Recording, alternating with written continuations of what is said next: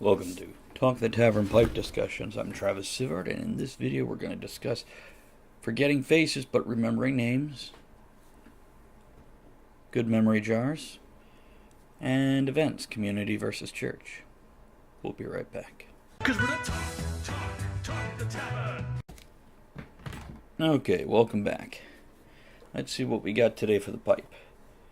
For the pipe, it's a Stanwell Majestic. It's a nice little pipe, good and compact, a little bit of a horn shape going on there. I'm going to be smoking Peter Heinrich.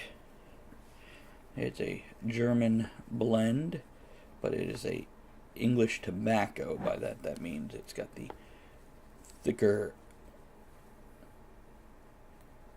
tobacco blend, a bit not flavored. A lot of Kias, which are darker and moist, and a little bit of sweetness, and then some of the wood smoke type flavors and whatnot. It's a pretty good. I'll show you that there. There you go. And this has like 14 years of age on the tin. So let me light this up, and we'll get going. I guess what I'm drinking with this is Writer's Tears. It's a nice Irish whiskey. There you go. There's a review for that up on the channel also.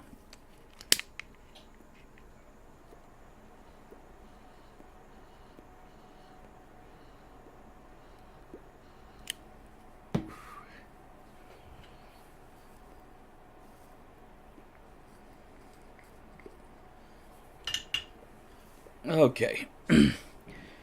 So for the first topic, the forgetting faces, remembering names.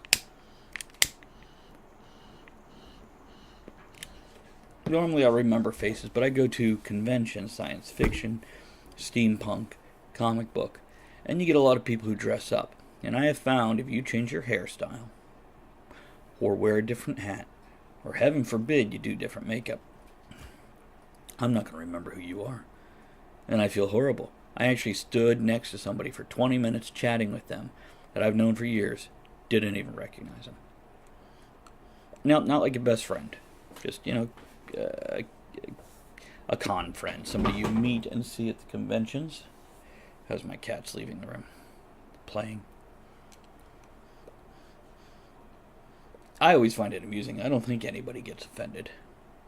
But, you ever do change a costume and you come see me again, let me know who you are. Remind me, just in case.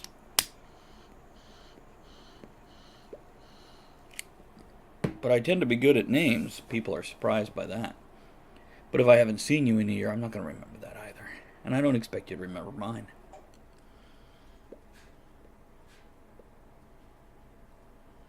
But it's always funny. I know some people who recognize people by their eyes. I don't. And now, even if I did, with colored contacts and makeup, change the eye shape a little bit, the color, yeah. Now, the other thing we got here is a happy memory jar. This is something I've been doing for a few years now. Keep a little pad of Post-it notes right on top, right there. Write something on it. So, for example, if I were to get 1,000 subscribers, that'd be something to write down there. The convention I went to last weekend, that's something to write down there and add in. Even seeing a movie with a friend you haven't seen in a while, that's something to put in there. Anything that made your day, that you had a good day, or an achievement. Like in video games, you now get achievements. Why not in real life? And then, on New Year's Eve or New Year's Day, the family gathers around, we pull them all out, and we read them off.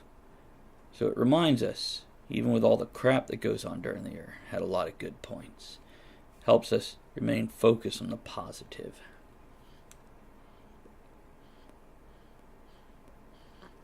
Now, tobacco on the tongue. First year I did this, I had a big, the plastic pretzel jars you get, they're just full of pretzels. Had one of them and only had a layer, so big in the bottom. Wasn't full. So we've eventually switched to something a little more classy, a little more fancy, but definitely more reasonable in how much you're expected to fill. I do have a few things I need to put in there.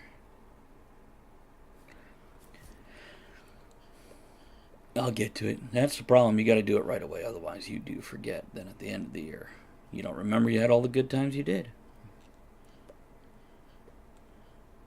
Encourage kids to throw things in there. They never do. I don't think I've seen a single thing in their handwriting. Now, we've written stuff about them when they pass a grade or have a concert at school or whatever. And now I want to talk about, I live in a small town area, a collection of small towns.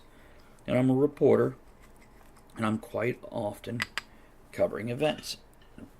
And they're community events. But most of them are run by churches, which is, I guess, how you do it.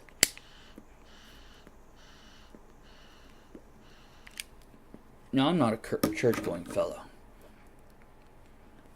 And some of them hold it genuinely to get the community together. Others hold it as recruitment, raise money for their church, and there's nothing wrong with that. Just I feel a little bit pressured when I show up at a community event, and it's like, hey, when I come to church, no, I really don't. But thank you.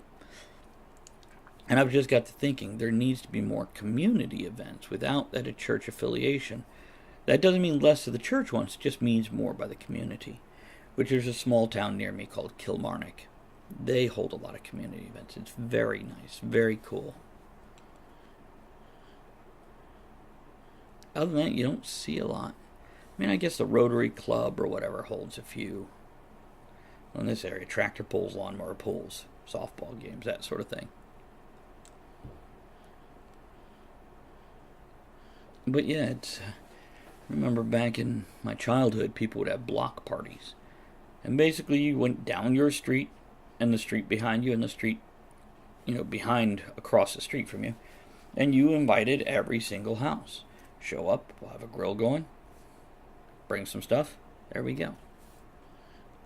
There was raffles, door prizes. It's good times. And some people would say you can't do that anymore. I disagree. I totally think you can. I don't think people have changed. We just got a new set of people complaining about the good old days.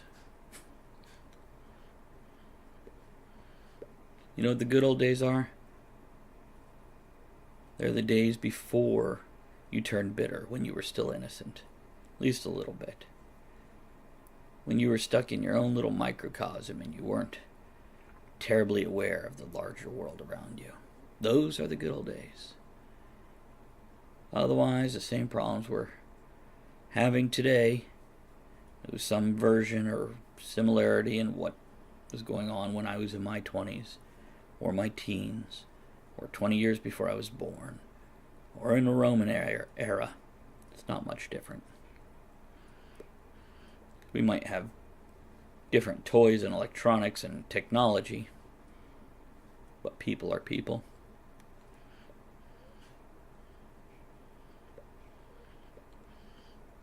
It makes you wonder if, we now say, cell phones and texting and apps are going to destroy our kids and make them unable to interact. And of course we said that when the internet first came out, and of course we said that when video games first came out. Television, rock and roll, no doubt. They said that when radio happened, and they're all just listening to this box in their living room, no longer going out. We're all going to, suffer for it. I heard a comedian, but I can't disagree with him. When the printing press hit and everybody could have a book, and people would just bury their nose in a book or the newspaper. Sure, it had a similar reaction amongst some part of the population. So anyhow, here's to more community events. Here's to remembering the good times and not letting the bad overwhelm you. And here's to being told one more time what that person's name is. Subscribe to the channel. Tell a friend. I want to get to 1,000 subscribers. Help me out. Talk to you soon.